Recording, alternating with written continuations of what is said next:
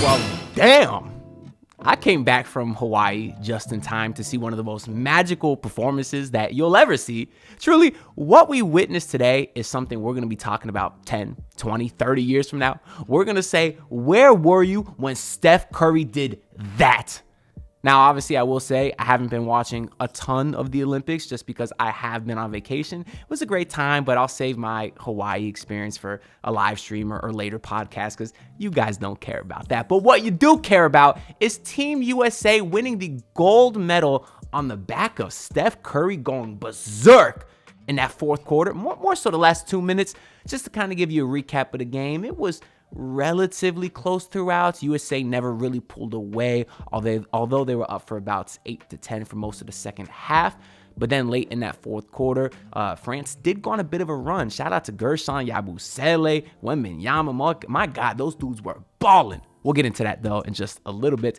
It was a three-point game, and then Steph Curry said he had enough of that and then hit back-to-back-to-back-to-back threes, I believe. And the last one was just, my God, ridiculous. Did some sort of double crossover between the legs, step back three with the highest arc that you ever seen in your life. I believe the ball was out of frame. I can't show the video on here because the last time I did an Olympic recap video, it got heavily demonetized just because I guess they're very strict with showing highlights. So I'll try to make these clips as vivid as I can today. But go watch the highlights of the game if you missed it after this video, of course, because it was an unreal game. So, of course, I'm glad that I was back in time to see it. I do know I've been keeping up with it, obviously, and I know Curry popped off last game versus Serbia. Thank God. Couldn't let that sloppy fat boy Nikola Jokic win. I think Curry had like 36 that game, and he was certainly the savior today. Now, I did want Team USA to win, of course, because I live here. I am a native.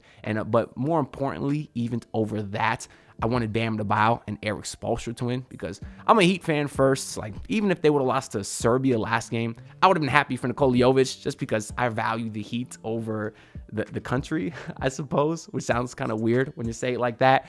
But even outside of rooting for Bam and Spoelstra, I could not let France win because they have some of my biggest ops in the country. One, you got Evan Fournier, who's a random scrub Heat killer, a Hall of Famer, just brutally dominated the Heat several games back with his Orlando Magic days. They also have Nick Batum, who killed the Heat in that play-in game versus when the Heat lost to Philly just, a couple months ago now. That sucked. That's probably the last time Nick Batum was good at basketball, was that one game versus us. Still petty about that for life. And then France has my biggest op of all time in Rudy Gobert, who I think is a bum. And if you guys are fans of the channel, well, of course you know that he is my most hated player in the entire league, and I think he's just not good at basketball. But I kind of wanted to get into a lot of notes here that I took about the game, just to give you guys a recap of a lot of stuff that happened because it was an all-time game. So first, I want to start off by saying that we talked about some of the French guys that I do not like, but they got some hoopers on that team as well. Starting with Victor Wembanyama. As a Heat fan, he terrifies me. Like, I really think he has potential to be like a Shaq-level dominant player where we will never be able to beat him in the finals during his prime. Now, I know Shaq lost, some finals and stuff, but he won't be dominant in the same way as Shaq. Shaq was obviously physically dominant, but I suppose Wemby would also be considered physically dominant, but instead of, muscle and strength, it's going to be height.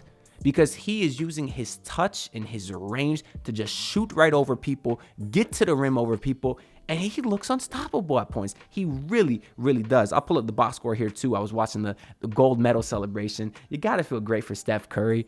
Just a quick side note, they told the story early in the game where in 2022, Curry said that the one thing missing from his career was a gold medal. Obviously, 4-time champion, broke all kinds of records, but he did not have a gold medal. So it was pretty cool to see him get to finally celebrate that today and really be the guy that led to that. But pulling up the box score, Wembanyama finished the night 11-19, hit 3 triples, had 26 points to lead France, and he was just doing all kinds of crazy alien things. Not unexpected. That's what he is. And if I had to put money right now, let me ask y'all the same question. If I asked you right now $1,000, yes or no, will Wembanyama be a Hall of Famer? What do you put it on? I would say yes. Not if he retired today, of course. But I'm saying if when his career is all over, do you think he makes the Hall of Fame? I'm saying yes. The dude was out there doing nasty hezzies on Joel Embiid, taking one dribble from the three-point line, dunking on dudes, came out the gates today, hit a three immediately to really set the tone.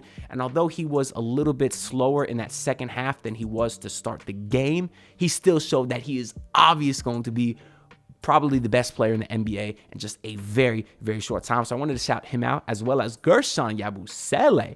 First off, I didn't even recognize dude when he first was on the screen today, because of course I recognized him back when he played for Boston 4 or 5 years ago now. But he was a chunky dude back then. But now he's jacked.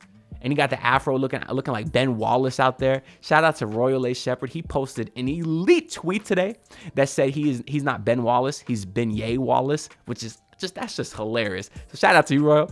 But Gershon looks like he's in incredible shape.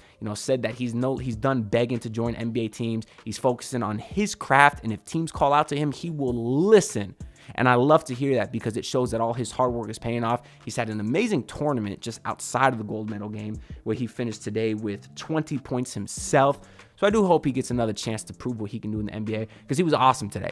Put LeBron on a poster too. My goodness. Y'all better watch that video right now before Clutch Sports, wipes it from the internet. Because last time LeBron got dunked on, I don't know if y'all heard the story. It was actually in a Nike camp by a high school Jordan Crawford. If you guys remember, Jordan Crawford was in the league a decade ago. But he posterized LeBron in the Nike camp, and they scrubbed the footage from everywhere because it was bad for LeBron's brand. And here we are 22 years later, and LeBron is getting dunked on for probably the second time in his career. I don't know, but it was a nasty dunk. Shout out to Gershon Yabusele. But now more about the game here. Exciting from the jump. Both teams came out the gate pretty quick. You had Devin Booker hit a few threes. Y'all know I'm not the biggest Devin Booker guy either, but I'll give him his props because he did finish with 15 points today, tied for the second leading scorer with KD. He was 6 for 9, hit a couple threes, so he was hooping. But then you had Jason Tatum coming to the game, and immediately France went on a run. I think Tatum today finished with like a -6 in like 11 minutes or something, in a game that USA won by 11. Let that sink in. The team won by 11, but he was a -6 in very limited playing time. Maybe the coaching staff knew something after all, not playing Jason Tatum. How about that Bob Cousy? Because if y'all didn't see, Bob Cousy was out there saying, oh, Steve Kerr's an idiot. He has an anti-Boston Celtics bias. That's why he's not playing Tatum. Really? Well, last time I checked, Drew Holiday and Derek White also played for Boston, and Steve Kerr was still playing them. So how does he have a Celtics bias? That makes no sense, Bob Cousy, so shut the hell up, you bum. Jason Tatum's not playing for a reason, because he's highly overrated, and the only reason he has all those awards that he does is because he's light-skinned and has a cute kid, and the media likes that. But Jason Tatum's not even the best player on his team, let alone on the Olympic team, because as soon as he got subbed out, and Team USA brought Bam Adebayo in, well, that's when Team USA went on a monster run and retook the lead. Bam was sensational today. Only finished with, I think, 1 bucket. He had a pretty nice little poster slam off a Steph Curry pass, but his defense was incredible, locking down Wemby, rotating all over the place. He was just a menace on defense, and although the numbers don't pop out at you, he showed why he is the best defender on the NBA, and once again, he done it on the world stage. So that's super exciting as a Heat fan, because that's a guy who we know is going to take a next jump. He had a foul called on him when a guy shot a three-pointer, but it was great defense too. Just, if you didn't watch the game, watch it again, or even if you did, watch it again and focus on Bam. I can't state enough how incredible he is on the defensive side of the ball. But it was a beautiful game, even outside of that, as a Heat fan, because it was very nostalgic. Seeing LeBron James just continue to dominate. Obviously, he's in year 22, finished today with 14 points, 10 assists, 6 rebounds to follow up, the triple-double he had last game. But I will never say vintage LeBron. I hate when people say that. Vintage, when you call someone vintage, it's like they're having a throwback performance to back what they used to be. How can LeBron be vintage LeBron if he never stopped being good? I hate when people used to say that about D-Wade. They called D-Wade vintage Wade for 7 years. He's not vintage Wade, he's just Wade. It's not vintage LeBron, he's just LeBron, and he continued to show why he is one of the best basketball players in the entire world, if not the best. But as a Heat fan, the reason it low-key made me tear up a little bit is because you had him getting coached by Spoelstra, you had D-Wade on the broadcast. It was just so much nostalgia that brought me back to my childhood, and it was so beautiful to see and to really be able to enjoy the moments of how special and how iconic it is that he is doing what he's doing. And as someone who was, literally a kid, it was over 10 years ago. I was like 13, 14 years old when LeBron was dominating for my team. And here I am now, a grown-ass man in my own house, watching him still continue to dominate. It was a beautiful thing. And even a little bit of a passing of the torch. It had him and Bam Adebayo coaching each other up, celebrating together. It's the past and the present just joining together. It was such a beautiful thing to see. And I got to get there's some crazy pictures that was just taken today. I got to get some of those printed out, hung up, something. It was a beautiful sight. That's all I kind of want to say. But then, of course, at the end of the game, you had Bam and Spoelstra embrace too after they won the gold medal. And it was just, it was awesome to see, especially as a Heat fan. Obviously, the whole country here can rejoice. But as a Heat fan, I feel like it was especially cool. Or a Warriors fan, I guess. I mean, Draymond Green was there. He was celebrating, going crazy like he did something. You did nothing, Draymond. You were sitting on the bench, just like Carmelo Anthony. All right, I'm maybe being a hater. You guys can celebrate too. I'll be a hater on Jimmy Fallon, though. He was going a little bit too crazy, and I don't like you, Jimmy Fallon. Something about you. I don't know what it is. Let's look at the box score real quick, see if I just missed anything that stood out here.